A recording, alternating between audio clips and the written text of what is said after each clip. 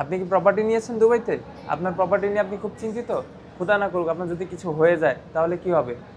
আপনি যদি মুসলিম ল দেখেন, এখানে আপনি 100% আপনার প্রপার্টি আছে, সেই ক্ষেত্রে আপনার ওয়াইফ পাবে 12.5%, বাকি রিমেনিং শেয়ার পাবে আপনার কিডস, প্যারেন্টস আর সিবলিংস।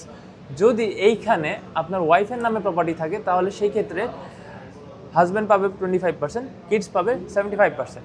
যদি এইখানে সিনিয়রিটি এমন হয় যে আপনাদের কোনো কিডস নেই তাহলে সেই ক্ষেত্রে ওয়াইফ পাবে 25%, বাকি রিমেনিং শেয়ার পাবে প্যারেন্টস আর সিবলিংস আপনার। আর যদি ওয়াইফের নামে প্রপার্টি থাকে তাহলে হাজব্যান্ড পাবে 50% আর ওয়াইফের প্যারেন্ট পাবে হচ্ছে বাকি 50%।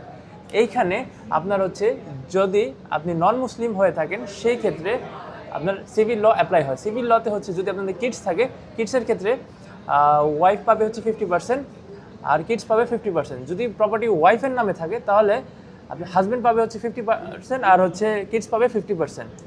যদি আপনাদের কিডস না থাকে এই সিনারিওতে আপনার ওয়াইফ পাবে হচ্ছে মেজর শেয়ার, আপনার প্যারেন্টস পাবে হচ্ছে রিমেনিং শেয়ার।